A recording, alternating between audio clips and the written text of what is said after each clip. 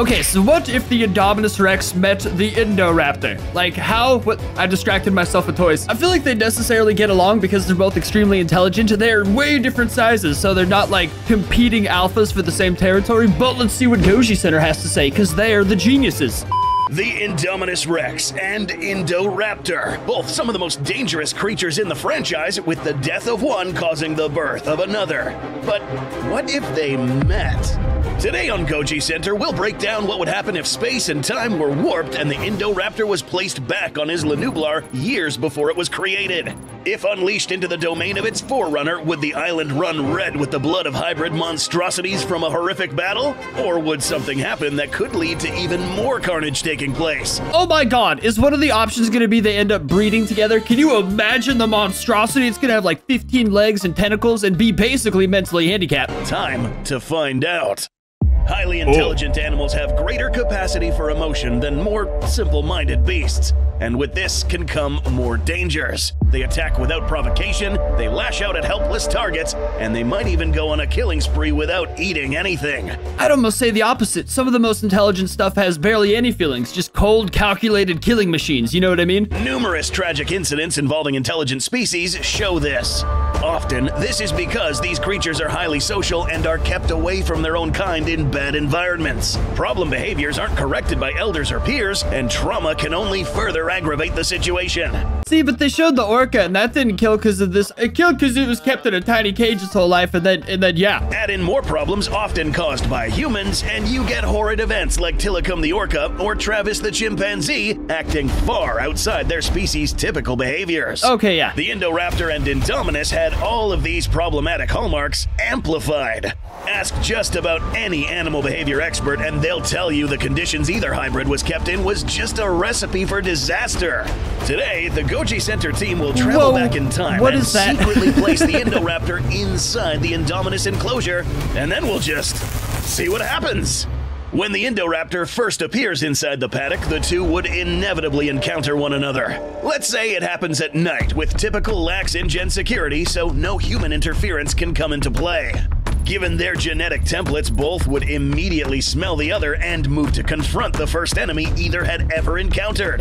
What happens next might rely on how old the Indominus Rex is when the Indoraptor appears. One might think a younger IREX would be less hostile to the Indoraptor, but let's remember how she reacted to one of her own kind in her youth. Where's the sibling? She ate it. Well, that answers that. God, I missed that movie so much. Why did this happen? And why did the Indominus kill her sibling, but later teamed up with the Raptor Squad? See, everyone assumes the Indom was just a monster, so it did it. No one considers maybe the sister was running her mouth and saying some things she shouldn't have, and she got killed. There's always blaming the murderer. It's silly. Was she just crazy, or did Jurassic World seriously screw up? Yeah, if you couldn't guess, this screw-up is on the park. Claire's so fun. And insights to real-life animal behavior can tell us why. Siblicide is the occurrence in nature where one sibling kills another. Siblicide? It's got a word? My God. Usually, this is very I'm rare in watching social it. Good apex God. predators, almost non-existent in wolves, orcas, and lions. After all, for a social predator, your closest relatives are your best allies. And given the Indominus had a hefty amount of social T-Rex and Raptor DNA, she should have been the same under ideal circumstances. In species that do kill their siblings, it's usually because of limited resources like Good food God, or man, space what am I when they're looking young. at? Lack of ample food or aggravating spaces cause a lot of stress to a young animal. And that's exactly what happened when the park staff shoved the Indominus into where they did. It might be nice to think Jurassic World was a wonderfully run theme park with the best animal care out there, considering how expensive its animals were, but there were some major red flags. Letting kids chase around, swinging pointy toys at, screaming, grabbing at, and riding on easily scared baby animals? Feeding live goats that can't be cleared for internal diseases to a T-Rex before an audience? Cramming a bunch of very aggressive and wide-ranging pterosaurs into a single aviary? When's the last time you saw a well-run zoo letting people do any of this crap? I have never heard Goshi Center's voice get this high before. This is a special occasion right now. This place was a disaster waiting to happen. And one look at the Indominus's paddock makes it pretty evident everything about the hybrid that went wrong starts here. Animal care in captivity has thankfully come a long way from just shoving them into cramped cages for a gawking public. The standard optimal habitat for a large predator like a lion requires at least 8,000 to 10,000 feet squared of space, more if you plan to have more than one. And you best also stock the paddock with shelter, toys, and ease to move around. This keeps the animals lively, I saw balls just and now. less likely to develop mental problems. The Indominus got none of these, and it probably is why she killed her sibling. Looking at outside diagrams and shots from the movie, the Indominus paddock would have had an interior space of about 32,000 to 43,000 square feet. That is ridiculously small for her and probably drove her nuts. It might sound like a lot of space, but let's remember that's only about 4 times the space for a lion for an animal 40 times more massive. And it was cramped with dense foliage, high walls, and nothing to interact with besides her feeding crane. The park staff were clearly more focused on adding ringside seats and high walls than good floor space. All this for an animal which apparently most of the handlers and veterinary staff were kept completely in the dark about.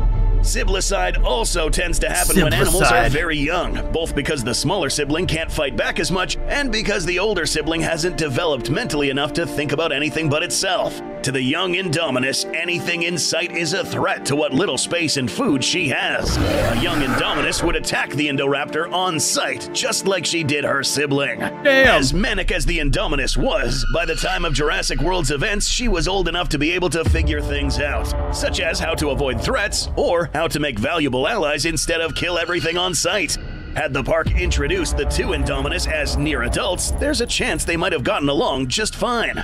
So, if the Indoraptor was introduced to the Indominus when the Rex was still a growing teenager or young adult, about half the weight she was in Jurassic World, around 30 feet long, 12 feet tall, 3 tons, then you'd probably get a bloodbath on your hands. Best hope those bleachers in the paddock have a marked splash zone. The Indoraptor is faster and more agile, with impressive durability to boot.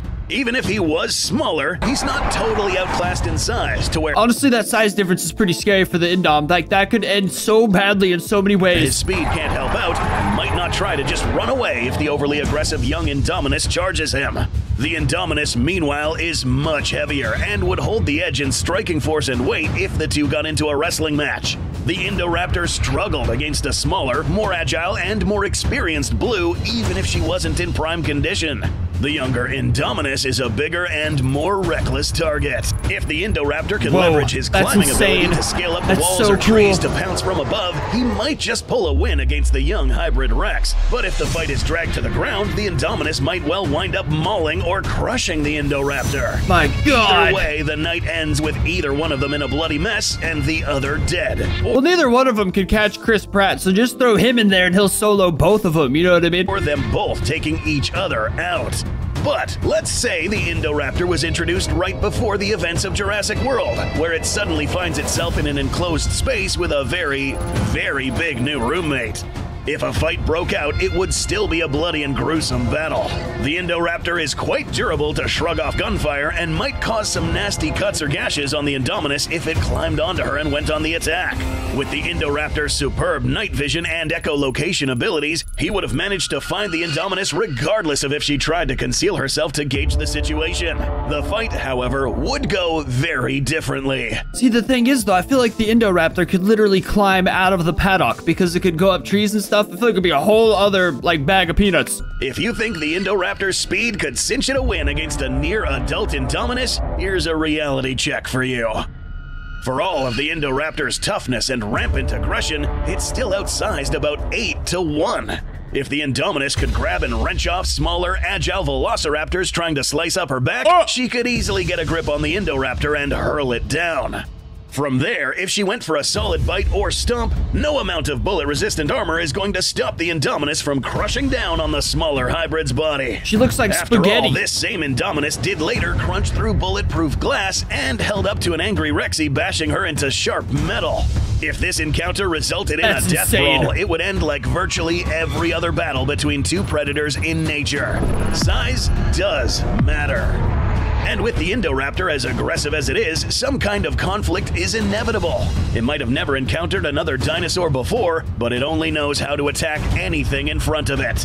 But what if it didn't end with a chewed-up dead raptor and a clawed-up mauled Rex? After all, the Indominus, by the time we saw her in the movie, manic and frenzied as she was coherent enough to talk with the Raptor Squad and possibly even Toro, even with all of the crazy chaos going on. And some speculate the reason Rexy got first blood in the Main Street Brawl was because the Indominus was trying to communicate with her as well. To the Indominus, the Indoraptor is literally blood of her blood. That theory just blew my face off, dude. What if she was trying to speak to Rexy and that Rexy just charged it anyways? Damn. I wish... oh, the possibilities. And sounding more like the Indominus than any other animal she would encounter later on. After an initial confrontation, probably resulting in the Indoraptor pouncing onto the Indominus, the bigger hybrid could wrench the smaller monster off and pin it down. Oh, Restrained, no. The Indoraptor would listen, and best listen good if it wants to live. That's insane. That's how it gets it to listen, by just holding it down and speaking to it. I could not imagine that in movie form, bro. As crazy as the Indoraptor is, self-preservation is something very hard to totally remove from any animal. God, it's like a prison shower conversation. People left and right as it rampaged across Lockwood Manor like a maniac, it did stop and evaluate its surroundings. When climbing onto the glass roof of the museum after Maisie and company, it did pause and realize the roof was unstable instead of just recklessly charging after them. A lot of good that did. Control, Scorpius would have just leapt right into the trap. The Indo realized the glass portions of the roof wouldn't hold its weight, and to be honest though, if the Scorpius did go for it and fall, he probably would have fell and missed the trike. This dude like avoided that and then ended up falling on the trike and dying. So I don't know, maybe like I got thoughts. Changed its advance to avoid falling. The only reason the Indo plummeted to its doom was the sudden arrival of Blue jumping on top of it and putting too much weight on the roof. Oh, that's true. Smart enough to know doom when it sees it, the Indoraptor could decide to yield to the Indominus and stand down.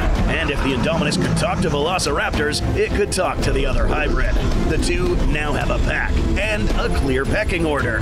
And things would have gotten astronomically worse for everybody in the park if this all went down soon before the Indominus was going to execute her escape. What could have been? This hybrid monster was smart enough to deduce the tracker in her body meant something and plan around it. And given security was lacking enough that they failed to notice she could camouflage or moderate her body temperature, it's possible they might fail to notice the Indoraptor hiding in there with her, even if it didn't have these abilities. That's Trying insane. to track a warm-blooded animal that isn't almost 20 feet tall in a hot tropical environment with thermal sensors is going to be near pointless anyways. To be honest though, I thought that was kind of silly that she dug out that tracker in her skin. I was like, I guess she's smart, but how the hell does she know that's a tracker that they put under her skin? How does she understand the concept of the technology of a tracker? That bothered me a little. Because of all the ambient heat. If the Indominus can keep a lid on the Indoraptor, the inevitable escape is going to be even worse. With the Indoraptor's climbing abilities and speed, it might be able to escape on its own before it even got duped into entering the habitat. And if it stuck around until its alpha made her bid for escape, Owen might have a substantially harder time getting out of that paddock alive with a faster Indoraptor chasing him down. With possibly no living witnesses, the park staff would be caught completely flat-footed by the existence of the second hybrid forming a pack with the Indominus. Well, except wasn't it dropped off in there? Wouldn't they know? I don't know. Whose helicopter dropped it off? At best, they might get a glimpse of the Indo during the brutal takedown of the ACU team. At worst, they'd have no clue what was picking off people and animals alongside the Indominus. The way they're describing it, this movie would, I mean, it was a good movie. I loved it, but this, if there was also the, like a shadow dinosaur just slaughtering everyone as well, they didn't even know what it was till the end. That would have been so sweet. But that's like a $20 billion dinosaur. Someone's gonna know it's there. In a weird way, two things said about either hybrid would come true. Owen warned that the Indominus didn't even know what she was and how she'd fit into the food chain. Dr. Wu proclaimed the Indoraptor couldn't bring out its full potential because it lacked a mother. With the two ruthless apex predators united, they'd find out the answers to both very quickly. Damn. With the Indominus rampaging through paddocks and causing the massive breakout of the pterosaur aviary, the Indoraptor would work as a flanker to keep her covered. Any attempts to locate locate or track the Indominus would go sideways with a fast, unpredictable, bulletproof raptor always near her ready to ambush any who came close. So great. And just when things couldn't get worse, this idiot gets involved. And with Owen possibly not making it out of the Indominus paddock alive or not, once the Raptor squad get involved, things would only spiral more out of control. Remember, Hoskins was insistent on setting up a death match between the Indominus and Raptors, with or without Owen Grady on hand to coordinate things.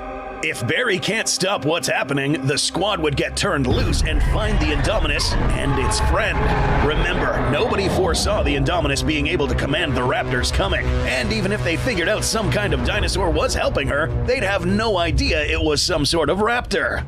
And let's be real, Hoskins isn't smart enough to put 2 and 2 together without getting a 5. Seeing how the Raptor squad tore InGen security apart without any help from the Indominus, they'd only get shredded quicker with the Indoraptor launching out of cover to join in. That expression, he couldn't get 5, while he showed his 5 fingers being bitten by a raptor. Peak cinema right there. And at this point, it's basically game over for Jurassic World. Even as inexperienced as she was, the Indominus tore a bloody trail through the park all on her own. It took a lot of bullets, 3 raptors, a T-Rex, and a very timely Mosasaurus to put her down. With things as derailed as they are, that's not happening, and nothing on the island would be a serious threat to her new pack. The hybrid raptor pack would quickly establish themselves as the new apex predators of the overrun island, with nothing short of large collective herds of powerful herbivores able to hold them off. InGen would no doubt try to reclaim some of their assets, but with the Indominus and Indoraptor impossible to track and having a whole island to run around, it would be a huge endeavor. They were already crippled from Jurassic World going under and Masrani dying. This isn't salvageable. And a certain group of kids left on the island might have an extremely dangerous time ahead of them, with Toro as the last thing they need to be worried about. They'd be fine. Kids can't legally die on that show. Other companies, well, I guess on camera, but like Biosyn and Manticorp no doubt might try to pillage Nublar too, but only at a very heavy cost. Unless someone tries something like bombardment from the air, the Indominus might reign over Isla Nublar without serious threat. I don't know, I was thinking like a decent bait. Honestly, you put that dumb from Jurassic Park 3 somewhere on the island screaming Eric over and over again, and the Indom will come almost instantly.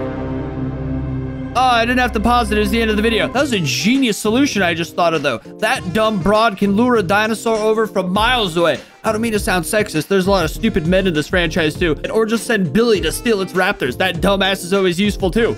Either way, this was an interesting video. It's a cool concept. My favorite part was when it freaking held the Indoraptor down and like told him we gotta be friends or I'm gonna snap your neck. Crazy concept right here. Smart dinosaurs. I'm pretty excited for the next movie. I really hope it doesn't suck. There's a lot of pressure on it, but I'm sure it'll at least have its moments. But yes, leave a like on the video, subscribe for more dinosaur stuff, subscribe to Goji Center too, and I'll see you next time.